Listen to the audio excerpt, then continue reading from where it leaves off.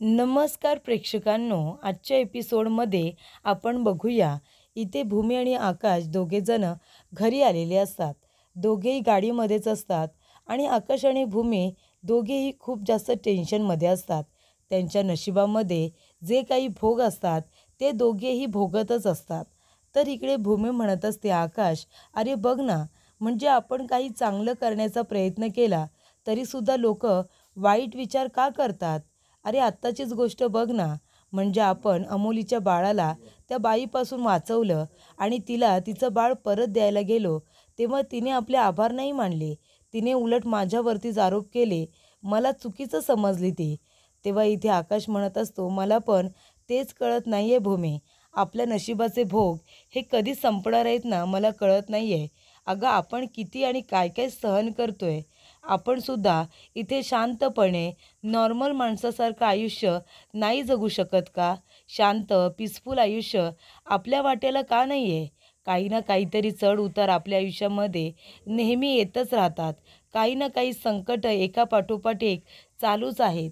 म्हणजे कधी आपण शांतपणे आपलं जीवन जगू. मला असं वाटलं होतं आपल्या आयुष्यामध्ये बाळ आल्यानंतर आपलं आयुष्य हे पीसफुल होईल, शांत होईल. एकदम आपण खूपच जास्त आनंदाने संसार करू असं वाटलं होतं मला. पण बघ ना, आपल्या आयुष्यामध्ये बाळाचं सुखसुद्धा नाही आहे. आपलं बाळ आपल्यापासून दूर झालं. आपल्या आयुष्यामध्ये तेवढासा सुद्धा आनंद नाही आला गं. आपल्याच आयुष्यामध्ये एवढं संकट का? तेव्हा इथे भूमी म्हणत असते, आकाश, माझे बाबा नेहमी म्हणतात की आपल्या ना आयुष्यामध्ये आपल्या नशिबाचे काही भोग असतात आणि आपल्याला ते भोग आहे ना, या जीवनात भोगायचे सुद्धा असतात. देव आपल्याकडून ते भोगून घेतो. आपल्या आयुष्यामध्ये असे काही कठीण प्रसंग आणतो की आपल्याला तो भोग भोगायला लावतो आणि मग आपण ते भोग भोगून झाल्यानंतर मग आपली परीक्षा संपते. तसंच आपल्याबरोबर सुद्धा काहीसं होईल. तेव्हा आकाश म्हणतो, पण किती भूमी, किती? आपल्याच वाट्याला का एवढं भोग? आपल्याच वाट्याला का एवढी मोठी संकटं? आपण सुद्धा शांतपणे आपलं आयुष्य का जगू शकत नाही? अगं किती सहन करायचं आपण, किती भोगायचं? 8 वर्षांपूर्वी माझे आई-बाबा मला सोडून गेले. त्यानंतरला आत्याला मी इथे माझ्या आई-वडिलांचं स्थान दिलं. तिला आपलं मानलं. त्यानंतरला आत्याचं सत्य समोर आलं आणि पायाखालची जमीनच सरकली. आत्याने लावलेला जीव, दिलेली माया, दिलेलं प्रेम हे सगळं खोटं होतं. सगळं स्वार्थी होतं. ही गोष्ट माझ्यासमोर आली. त्याच्यामुळे इथे आता आकाश म्हणत असतो की आत्याला आपण इथे पोलिसांच्या ताब्यात दिलं. आत्याला अरेस्ट करायला लावलं. तिला तिच्या गुन्ह्याची शिक्षा दिली. पण शेवटीला काय झालं? मग आत्या परत आली. तिला उपरती झाली म्हणून ती परत आली. त्याचबरोबर इथे आता अभिजित आणि आत्या हे दोघेजण आपल्यावरती रागवले होते. तेव्हा या सगळ्या भांडणामध्ये आपण अभिजितला गमावलं. तो तर भाऊच होता ना गं माझा. मग माझ्या भावाचं जाण्याचं दुःख मला झालं नसेल का? अभिजितची आठवण मला येत नसेल का? मला सुद्धा त्याची आठवण येते. तो कसाही असला ना तरीसुद्धा ऑफिसच्या कामामध्ये प्रत्येक वेळेला तो मला मदत करायचा. तेव्हा मला माझ्या भावाची आठवण तर येणारच ना गं. जेव्हा जेव्हा मी पौर्णिमाला बघतो ना, तेव्हा तेव्हा मला अभिजितची आठवण येत असते. पण या सगळ्यामध्ये आपली काही चुकी तर नव्हती ना, पण तरीसुद्धा आपल्याला खूप भोगायला लागलं. तेव्हा इथे भूमी म्हणत असते, आकाश, नको काळजी करू. हे बघ, आपल्यावरती जी संकटं येतात ना, आपण ते भोगत असतो. मग देव आपल्याकडून आपले भोग हे भोगून घेतो आणि ते लवकरात लवकर संपवत असतो. त्याच्यामुळे काळजी करू नको. ते म्हणतात ना, दिवा कसा जेव्हा विजायच्या आधी खूपच जास्त फडफडतो, तशीच आपल्यावरती आलेली संकटं आहेत ना, ती संकटं आता संपत आलेली आहेत आणि म्हणूनच आता त्याचा शेवट होतोय असं मला वाटतंय. तू नको काळजी करू. आपण खूप काही भोगलं, खूप काही सहन केलं, पण ते आता लवकरच सगळं काही संपणार आहे. म्हणजे तो दिवा कसा विजायच्या आधी फडफडतो, तशीच ही संकटंसुद्धा आता त्याचासुद्धा शेवट होणार आहे. एका पाठोपाठ एक आलेली संकटं आपण त्याला हसतमुखाने सामोरं गेलो. आपण सुद्धा आता ही सगळी संकटं संपली, आपले भोग संपले ना, की मग आपण शांतपणे इथे पीसफुल आपलं आयुष्य जगू, आनंदाने आपलं आयुष्य जगू. अजिबात तू काळजी करू नकोस. नकोस. आपले भोग आता संपत आलेले आहेत आकाश, आणि त्याचाच हा आता शेवट होतोय असं मला वाटतंय. आणि एकदा काही भोग संपले ना की आपल्या आयुष्यातून संकट कायमची निघून जातील आणि येणारा प्रत्येक दिवस हा आपल्यासाठी आनंदाचा असेल, नवीन असेल. तो अजिबात काळजी करू नकोस आकाश. सगळं काही नीट होईल, अगदी तुझ्या मनासारखं होईल. तेव्हा इथे आकाशला आता गायकवाड सरांचा फोन येतो. तेव्हा आकाश म्हणत असतो की भूमी, गायकवाड सरांचा फोन आहे. तेव्हा इथे गायकवाड सर म्हणत असतात की लवकरात लवकर आता त्या जागी यायचं आहे ज्या जागी भूमी आणि आकाश हे आता मागे फिरलेले असतात. तिथे एक पोलीस स्टेशन असतं. तिथून आता काही टीप मिळालेली असते. त्यामुळे इथे आता भूमी आणि आकाश यांनासुद्धा गायकवाड सरांनी बोलावलेलं असतं. तेव्हा इथे भूमी म्हणते, चल आकाश, लगेचच आपण तिथे जाऊया. आकाश म्हणतो, आधी पोलीस स्टेशनला जावं लागेल आणि तिथून गायकवाड सरांबरोबर आपल्याला त्या ठिकाणी जावं लागेल ज्या ठिकाणचा पत्ता गायकवाड सरांना मिळालेला आहे. त्यांनी छोटंसं सर्च ऑपरेशन केलं आणि त्याच्यामध्ये त्यांना ही माहिती मिळालेली आहे.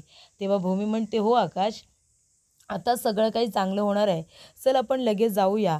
तेव्हा इथे आकाश म्हणतो, भूमी, तूच आता म्हणालीस ना की आता आपल्या दुःखाचा शेवट होणार आहे, आपल्या आयुष्यातले भोग आता संपणार आहेत.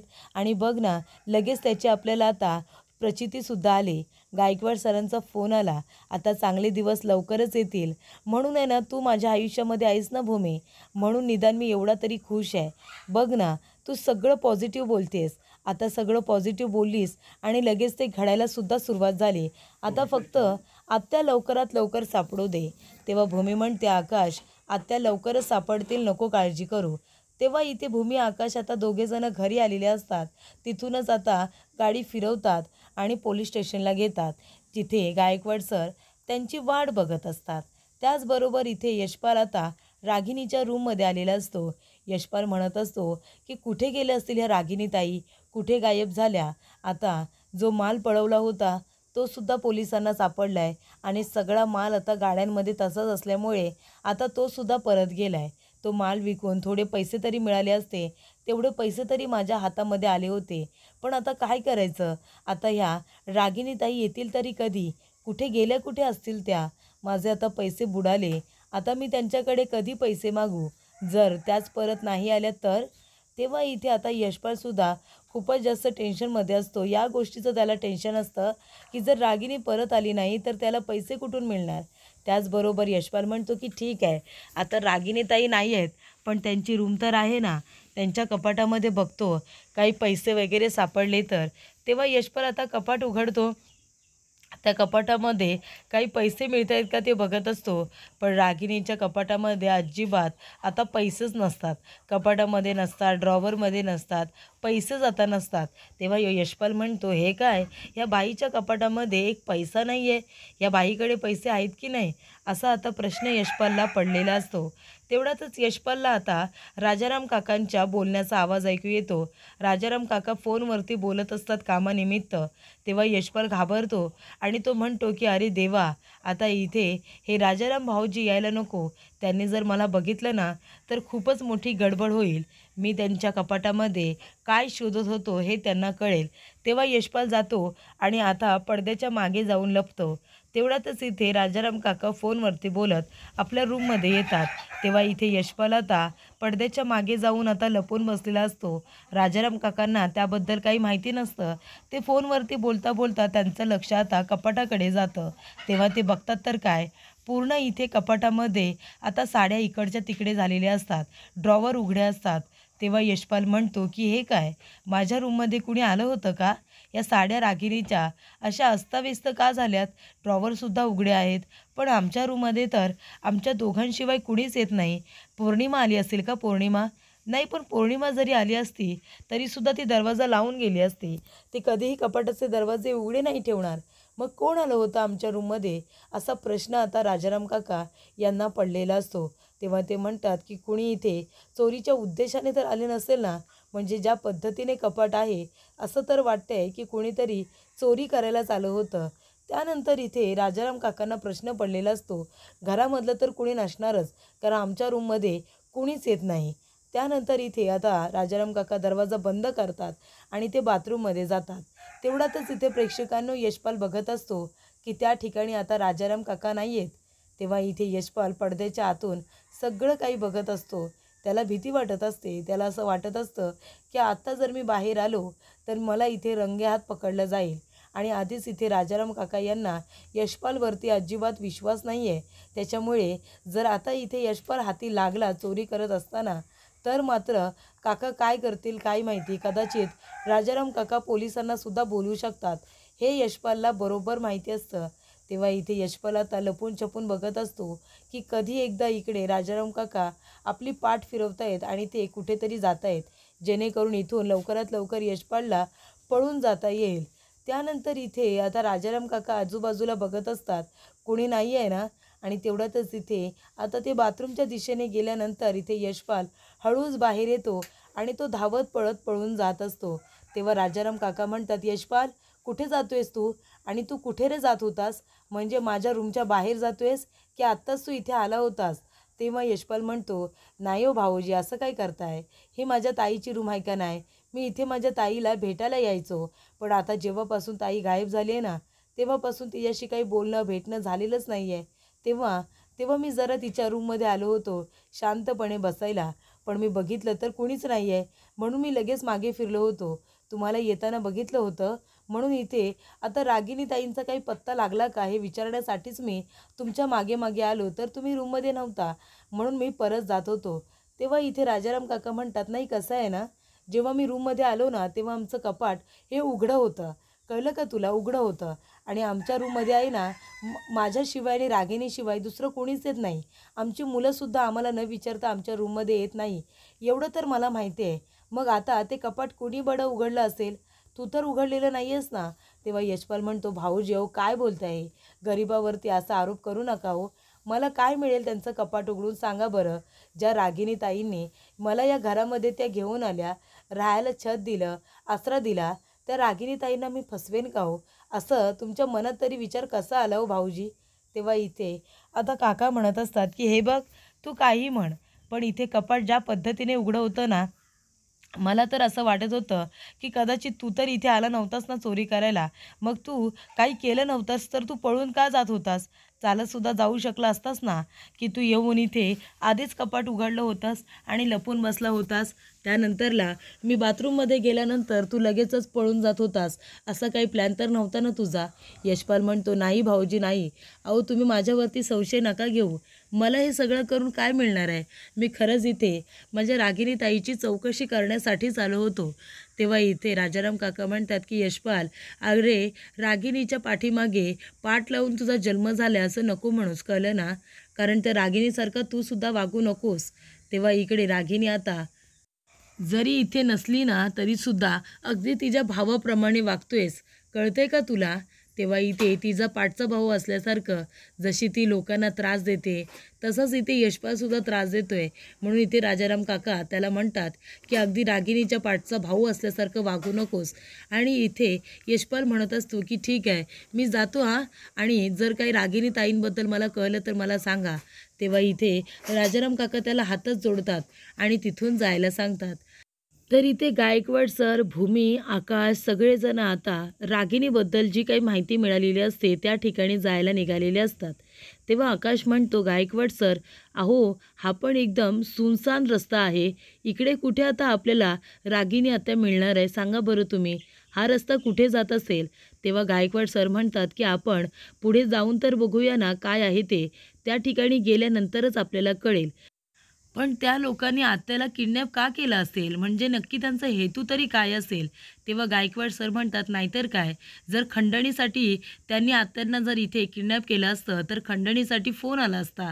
पण त्यांचा तसा धमकीचा फोनसुद्धा आलेला नाही आहे. मग नक्की आता त्यांना किडनॅप करण्याचं कारण तरी काय? तेव्हा इथे भूमी म्हणत असते, नाहीतर काय, म्हणजे तसा त्यांचा फोन आला नाही आहे. मला असं वाटते आत्यांचा कुणी जुना दुश्मन वगैरे तर नसेल ना, ज्याने इथे आत्यांवरती राग काढण्यासाठी त्यांना किडनॅप केलं असेल. तेव्हा गायकवाड सर म्हणतात की शक्यता नाकारता येऊ शकत नाही. कदाचित असं असूही शकतं. त्यानंतर आता आत्या सापडल्यानंतरच आपल्याला कळेल की त्यांना किडनॅप करणारं कोण होतं आणि नक्की त्यांना किडनॅप करण्यामागे कारण तरी काय, हे आता आत्या सापडल्यानंतरच आपल्याला कळेल, असंही आकाश म्हणतो. त्याचबरोबर प्रेक्षकांनो, आता समोर इथे खूप मोठा गेट असतो आणि तिथे रस्तासुद्धा संपलेला असतो. तेव्हा इथे भूमी म्हणते, हे काय आलं समोर, एवढं मोठं गेट आणि त्याला कुलूपसुद्धा आहे. आता आपण त्याच्या तिकडे कसं काय जायचं आणि कदाचित इथे रस्तासुद्धा संपतोय. आता आपण काय करायचं? तेव्हा गाडी आता तिथेच उभी केली जाते. आजूबाजूला कुठेतरी रागिनी आत्यांना किडनॅप करून ठेवलं असेल, असं आता भूमी आणि आकाश यांना वाटतं. तेव्हा इथे गायकवाड सर म्हणतात, चला आपण आता गाडीतून खाली उतरूया आणि त्यांना आजूबाजूला शोधूया. तेव्हा इथे सगळेजण गाडीतून उतरतात. तेव्हा आकाश इथे आत्या आत्या अशी हाक मारत असतो. भूमीसुद्धा हाक मारत असते. गायकवाड सरसुद्धा इथे रागिनी मॅडम अशी हाक मारत असतात. त्यानंतर इथे रागिनीचा काही पत्ता नसतो. तेव्हा इथे आकाश म्हणत असतो की या बाजूला आता आत्या कुठे असणार आहे? इथे तर आजूबाजूला काहीच दिसत नाही आहे. समोर तर फक्त एक गेटच दिसतोय. तेवढ्यातच प्रेक्षकांनो, गेटच्या इथे आता उजव्या बाजूने एक बाई आता खाली उतरून येत असते. त्या बाईला बघितल्यानंतर सगळेजण तिच्याकडे बघायला लागतात. तेव्हा गायकवाड सर म्हणत असतात की किडनॅपर आहेत ना, जेव्हा एखाद्या व्यक्तीला किडनॅप करतात तेव्हा अशीच एखादी सूमसाम जागा बघतात, जेणेकरून कुणालाही त्यांच्यावरती संशय येता कामा नये, असा त्यांचा हेतू असतो. त्याचबरोबर आता एका बाजूने एक आता बाई खाली येताना दिसते.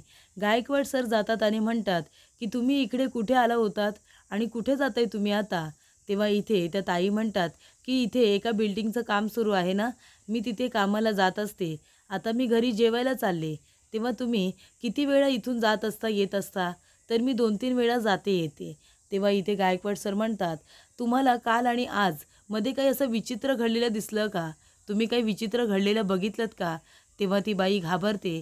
तेव्हा भूमी म्हणत असते, हे बघा ताई, तुम्ही अजिबात घाबरू नका.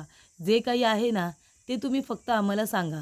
तेव्हा इथे ती बाई म्हणत असते की असं काही घडलेलं नाही आहे, कारण त्या घाबरलेल्या असतात. त्यांची चौकशी सुरू असते. तेव्हा तिला असं वाटत असतं की हे लोक मला का प्रश्न विचारतायत. तेव्हा भूमी म्हणते की हे बघा, तुम्ही घाबरू नका. तुम्ही फक्त सर जे काही विचारतायत त्याची उत्तरं द्या. तेव्हा गायकवाड सर म्हणतात की तुम्ही जेव्हा या ठिकाणी जाता येता तेव्हा तुम्हाला काही असं संशयास्पद वाटतं का? म्हणजे काही विचित्र घडलेलं वाटतं का?